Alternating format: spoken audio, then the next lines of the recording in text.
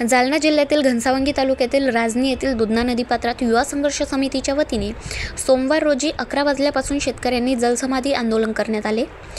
हे आंदोलन घनसावंगी तालुक्यातील राजनी महसूल मंडळ, पानेवाडी मंडळ, राणी उचेगाव मंडळ, घनसावंगी मंडळामध्ये मोठ्या प्रमाणात अतिवृष्टी झाली होती।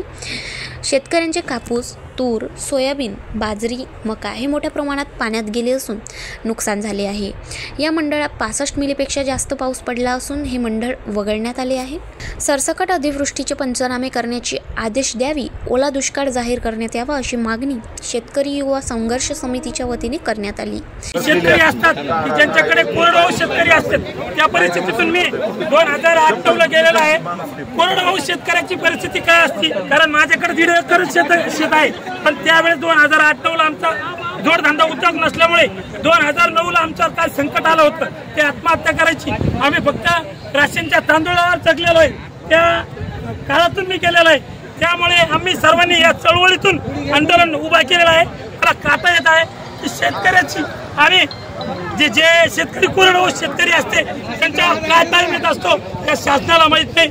मेल्या मुर्द्या दिलेल्या शासनाला त्याची कळकळीची विनंती आहे, तुम्ही लवकरात लवकर या ओला दुष्काळ जाहीर करावा ही विनंती आहे। नसतात आम्ही तुम्ही बाहेर बसून एसी मध्ये बसून अंत पाहू नका आमचा, नाहीतर जसं या आंदोलनाला वेळ होत जाईल तसं उद्रेक होऊन जाईल। गाव माझा न्यूज करिता नजीर कुरैशी, घनसावंगी, जालना।